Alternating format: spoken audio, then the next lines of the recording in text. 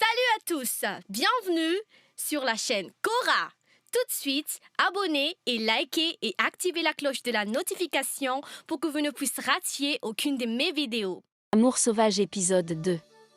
Quand il a vu le regard de Madeleine sur lui, alors José a décidé de rester et prend une table et il fixe son regard sur elle. De l'autre côté, Madeleine aussi fait la même chose avec lui. Elle a donc décidé d'offrir à José une bouteille de vin et mener son enquête sur lui. Elle demande à un gérant d'hôtel de trouver tout sur José, son nom, l'endroit où il habite, tout.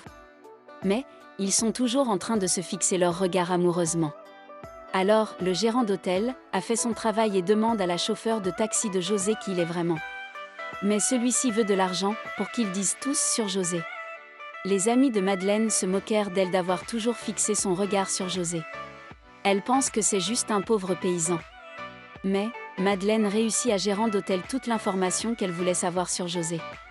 Alors, elle dit à ses amis que José n'est pas un simple paysan, mais c'est le roi du bétail, et elle est partie pour rejoindre José sur sa table. Ils discutent un peu, et se font présenter pour mieux se connaître. De l'autre côté, il y a une troupe de vieillards malfaisants en train de jouer et complotent quelque chose. En même temps, José dit à Madeleine qu'on dirait que tes amies sont très inquiètes pour toi, elle dit que « je suis déjà assez grande pour m'occuper de moi ».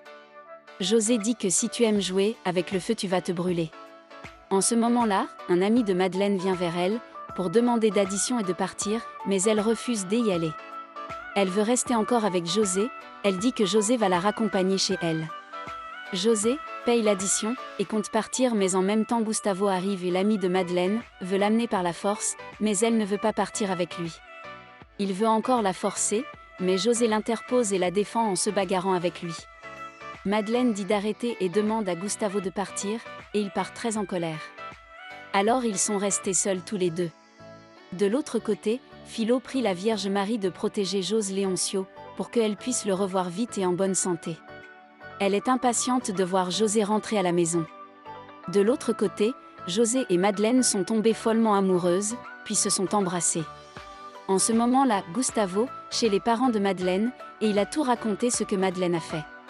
Et dit qu'ils connaissent plus leur fille. Mais d'autre côté, José et Madeleine continuent de s'embrasser. Ils passent une excellente soirée ensemble et finissent par être ensemble.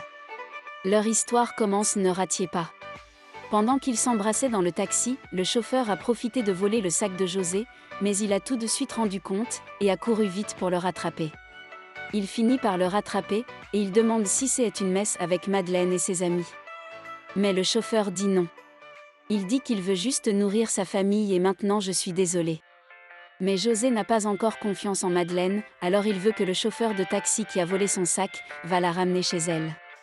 Gustavo raconte à la sœur de Madeleine, qu'elle n'a jamais regardé lui comme elle regarde José. Il dit qu'on dirait qu'elle est ensorcelée par le pauvre paysan. La sœur de Madeleine répond que, c'est pas ça mais elle veut juste amuser un peu et passe un très bon temps c'est tout. La sœur et les parents de Madeleine sont vraiment inquiètes pour elle et décident d'appeler l'une des amies de Madeleine pour prendre sa nouvelle. La personne dit que le paysan la ramène, et c'est pas une simple paysan mais c'est le roi du bétail. Le père est donc rassuré et heureux que sa fille ne fréquente pas n'importe qui, mais pas la mère, elle est très en colère. De l'autre côté, Madeleine et José ont passé une excellente nuit ensemble. Le matin, le père de Madeleine commence à s'inquiéter pour elle et appelle l'hôtel où Madeleine et José passent la nuit ensemble. En même temps, Madeleine prend une douche et pense ce que ses parents et José vont penser d'elle. José dit qu'il ne pense à rien et c'est déjà trop tard, si elle a regretté d'avoir couché avec lui. Les parents de Madeleine sont devenus de plus en plus inquiets, parce qu'elle n'a donné aucun signe de vie, ni de sa nouvelle. Donc, sa mère suggère à son père d'y aller la chercher, parce qu'elle dit que si elle va, elle risque de créer un scandale. De l'autre côté, José propose de ramener Madeleine chez elle si elle veut, mais Madeleine ne veut pas rentrer. Alors, José dit qu'il peut présenter à son père si elle le souhaite. Madeleine a peur de la réaction de ses parents, et dit à José qu'il ne sait pas de quoi sa famille est capable. José dit que je suis une pauvre paysan, peut-être que je ne mérite pas une fille belle comme toi, mais Madeleine dit qu'elle est prête à tout pour être avec lui. Elle est vraiment amoureuse, donc elle accepte la compagne de José. Alors, les deux quittent l'hôtel pour aller chez Madeleine. À Pantanal, Philo pense toujours au moment qu'elle a passé avec José. Maria Marua et son mari veulent aller là où ils se sentent en paix.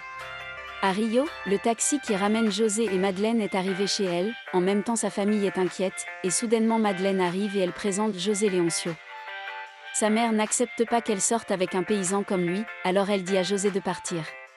Elle a mis dehors, mais José dit que son attention avec leurs filles sont bonnes, et dit que tous les deux n'a fait aucun mal, parce qu'ils s'aiment vraiment. Ils ne se sentent pas honteux pour leur amour, mais la mère de Madeleine le traite de moins que rien. Son père a donc décidé d'appeler José dans son bureau toute seule.